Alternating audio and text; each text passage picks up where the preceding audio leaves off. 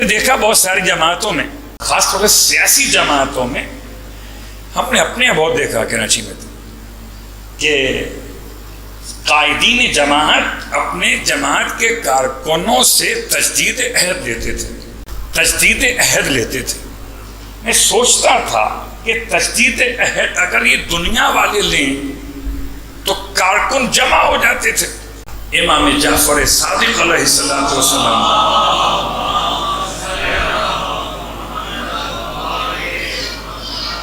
بھائی مجلس میں تو آپ جیسے چاہیں بیٹھے رہیں، مشکل نہیں، لیکن جب بات آئے گی تجدید عہد کی تو پھر یہ کمر ٹیڑھی نہیں ہونی چاہیے، پھر گردن ایسی نہیں ہونی چاہیے، اس لیے کہ پھر آپ نے نرم نہیں بننا، سخت بننا ہے، ایسی دیوار بننا ہے جو سیسا پلائی ہوئی ہے۔ گناہ میں دعائے عہد یعنی تجدید عہد، امام فرماتے ہیں کہ ہر صبح 40 دن تک صبح کی نماز کے بعد پڑھو دعائے عہد، اپنے زمانے کے امام سے تجدید عہد کرو 40 دن صبح کی نماز کے بعد پڑھو۔ امام فرماتے ہیں اگر تم ایسا کرو گے تو خدا تمہیں قائم کے لشکر میں شامل کرے گا۔ میں نے پوچھا اپنے استاد سے، مولانا کیا مسئلہ ہے، 40 دن کی شرط کیوں لگائی؟ یہ کیوں نہیں فرمایا روز پڑھو؟ فرمایا 40 دن امام کے کہنے سے پڑھ لو، پھر خود بخود دل چاہے گا پڑھنے کا۔ 40 دن امام کے کہنے سے پڑھ لیجیے، اس کے بعد تو خود بخود مزہ آئے گا۔ اللہ اکبر، آپ یقین کریں ایسا مزہ آتا ہے۔ ایک صلوات مخصوص ہے امام زمان کے بارے میں صبح کی نماز کے بعد، وہ الگ ہے۔ صلوات اگر مل کر پڑھیں تو اچھا رہے گا۔ اللہم صلی علی محمد وعلی محمد وعجل فرجہ، وہ الگ ہے۔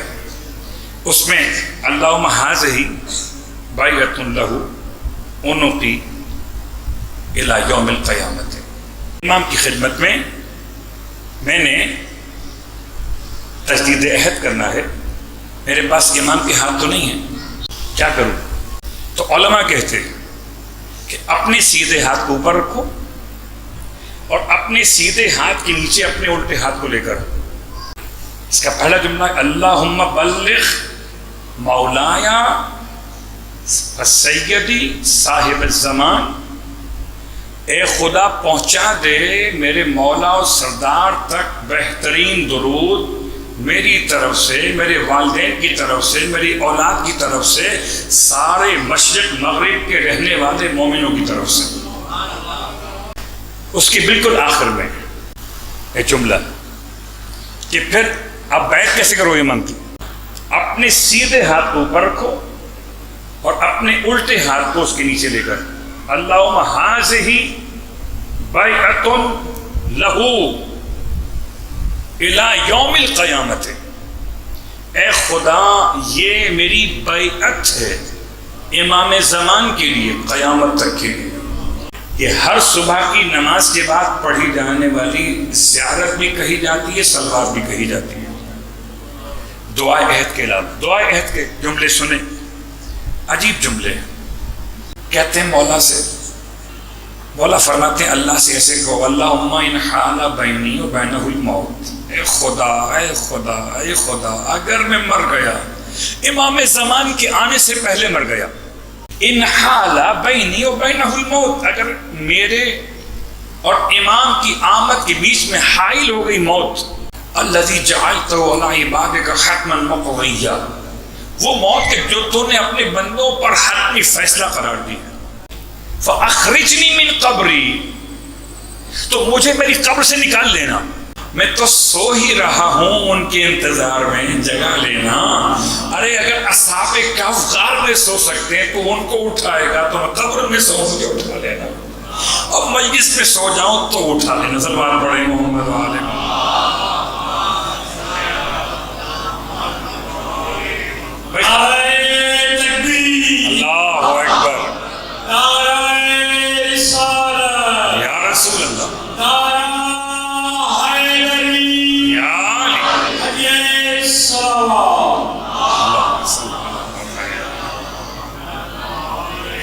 فاخرجنی من قبری، اے خدا مجھے میری قبر سے اٹھانا. کیسے اٹھانا؟ معتذرن کفنی، ایسے اٹھانا کہ میرے پاس لباس بدلنے کا ٹائم نہیں ہوگا. کبھی سوچئے گا پہنتے ہیں یہاں پر 3 پیس، کفن کے 7 پیس. کیا اسپیشلٹی ہے؟ اب کہو نا اسراف ہو گیا. 22 میٹر 18 گز کفن. قبلہ ایسے ہی ہے. پہلے گزوں میں ناپتے تھے، اب ناپتے میٹر میں، یا پھر میت کے قد کے لحاظ سے ناپتے. تو جتنا قد اتنا کفن.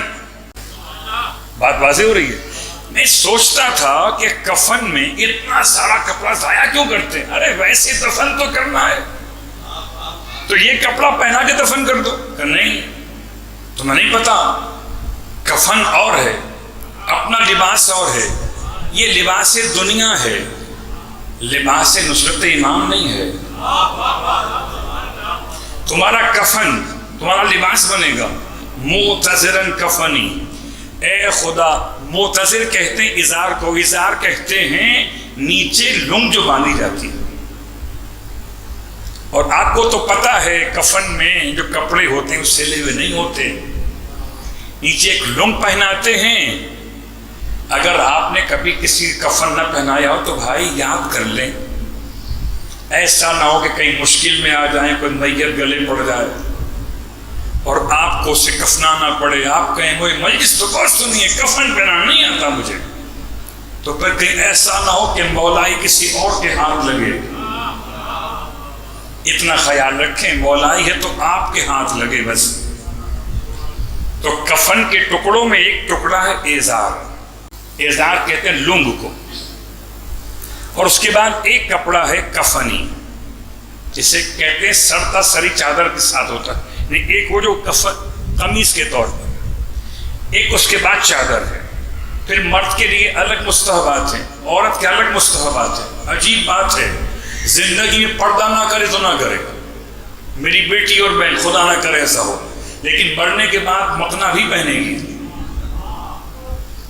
مقنا بھی پہنے گی، مرنے کے بعد چادر بھی اڑائی جائے گی. اور آپ چاہے زندگی میں امامہ پہنے نہ پہنے، مرنے کے بعد سب کو امامہ پہنایا جائے گا کہ امام زمان کے لشکر میں امامے کے بغیر تو کوئی ہوگا نہیں.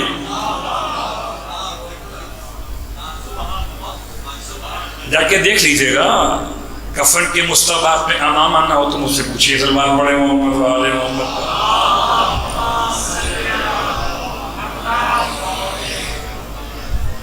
معتذرن کفنی. اور صرف مرنے کے بعد نہیں، بہت غور کیجئے. قبلہ بیٹھے ہوئے، قبلہ بتائیے، حالت نماز میں نمازی کے لباس کے مستحبات میں امام ہے یا نہیں؟ اب ہے کہ نہیں؟ اب یہاں کا تو ایسا مثال بن گیا، ماحول بن گیا کہ یہ امامہ جو پہنے وہ عالم ہے.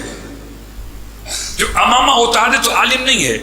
علم امامے میں نہیں ہوتا. علم تو نور ہے، یا علم تربیت ہے، یا علم عطیہ الہی ہے.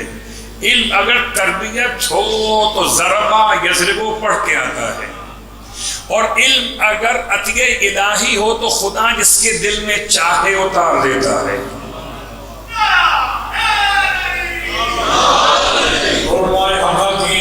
سلامتی کے لیے بلند سلام.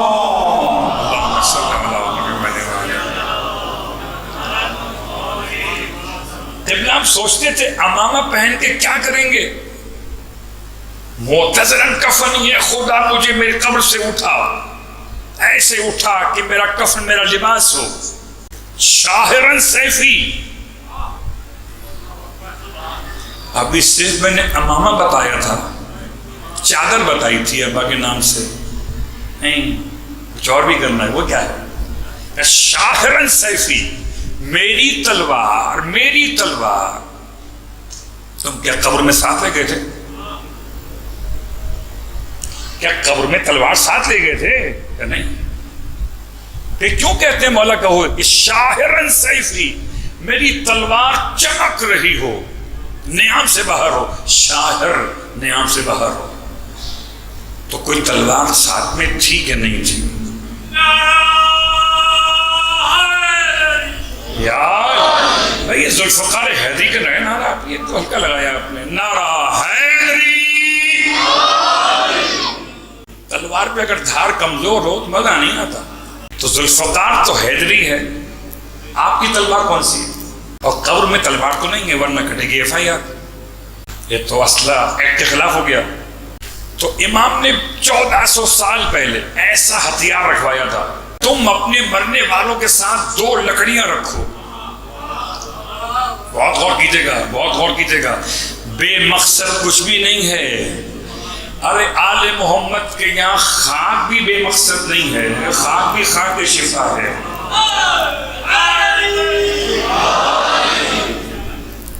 تو جی عبداللہ ایک صحابی گزرے اللہ کے رسول کے، احد کے میدان کا واقعہ لوگ بیان کرتے ہیں، ہو سکتا ہے کسی اور میدان کا ہو، لیکن ہیں عبداللہ، لڑ رہے تھے بیچارے اللہ کے رسول کی محبت میں، لڑتے لڑتے آپ کی تلوار ٹوٹ گئی۔ تلوار ٹوٹتی تھی، یاد رکھیے گا، انہیں کی جو لڑتے تھے۔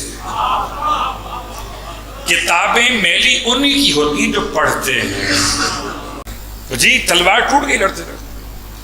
اب تلوار کہاں سے لائیں؟ ایکسٹرا اسلحہ پیغمبر کے پاس نہیں ہوتا تھا کہ ڈپو بنائے ہوں باقاعدہ، یہاں جمع کیا اسلحہ اور لے کے آؤ اور لے کے لے آؤ، ایسا نہیں ہوتا۔ اللہ کے رسول نے اپنے صحابی کا مسئلہ حل کیا۔ کیا کیا آپ نے؟ زمین سے پڑی ہوئی لکڑی اٹھائی اور لکڑی اٹھا کے اپنے صحابی کو دی، پیغمبر کے ہاتھ میں آئی لکڑی تلوار بن گئی۔ صحابی کو تلوار چاہیے تھی، تلوار نہیں تھی، ٹوٹ گئی تھی، پیغمبر نے لکڑی اٹھائی، وہ تلوار بن گئی۔ بہت غور کیجیے گا، اگر عبداللہ کے لیے اول محمد کی محبت میں لکڑی تلوار بن سکتی ہے تو آج کے مومن کے لیے آخر محمد کی محبت میں لکڑی تلوار بن سکتی ہے۔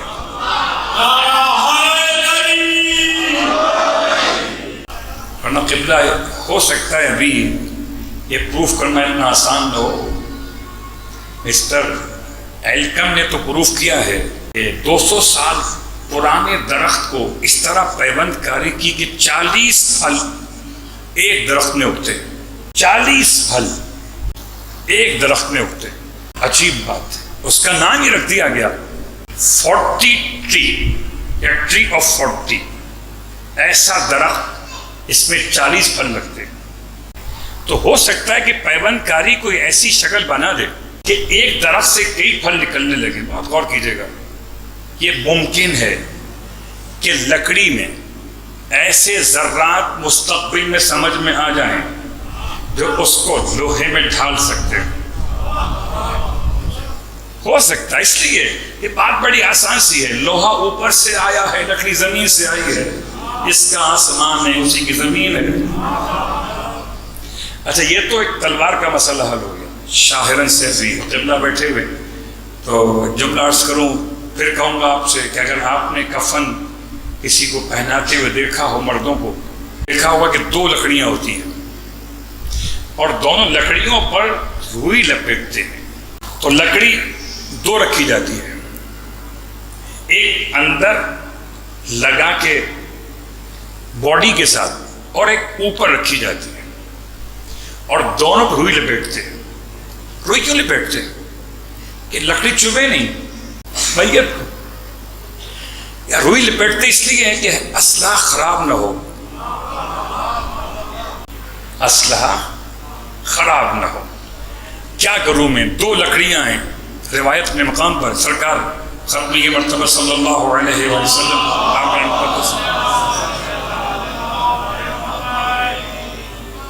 آپ وہیں سے گزر رہے تھے، کسی قبر سے فریاد کی آواز سنی، آپ نے اپنے اصحاب کو روکا، فرمایا لکڑی توڑ کے لاؤ۔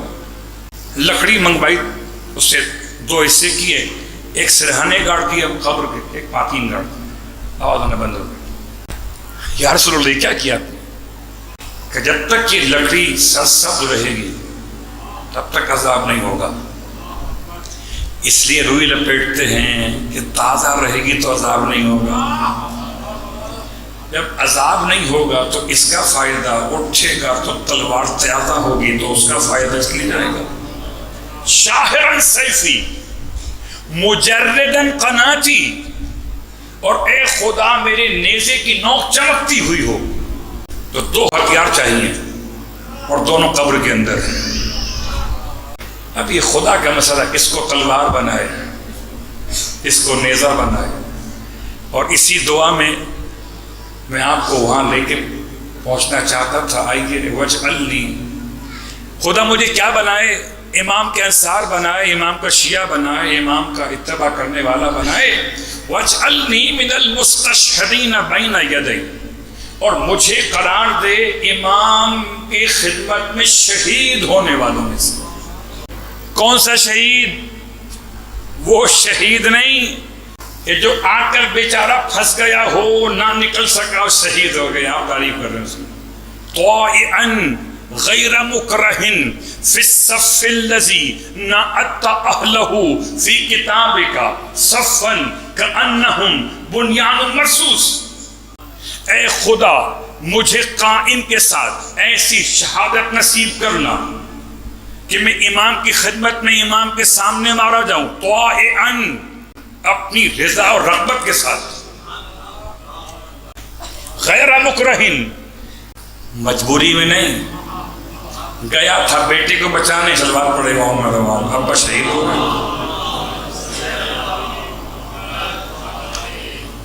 غیر مکرہن فی الصف الذی، اس صف کے اندر، پیچھے والی صف میں نہیں. میں چھپ کے کھڑا تھا، مولا ان کو استعمال کر لیں، میں تو بچ جاؤں گا، بعد میں تو مالی غنیمت ملے گا. جب ساری زندگی جو مالی غنیمت کے فضائل سنتے رہے ہیں، ابھی ہمارا نمبر بھی آنے والا ہے. فی الصف الذی، پیچھے نہیں بیٹھنا. نعت اہلہ، کہ جس کے لیے تو نے تعریف کی ہے اپنی کتاب میں. تو تو کہتا ہے نا صفن، اے خدا تو کہتا ہے صفن، ایسی صف ہو کہ جیسے سیسا پلائی ہوئی دیوار. تو خدا مجھے ایسا بنا دینا. اللہ اکبر.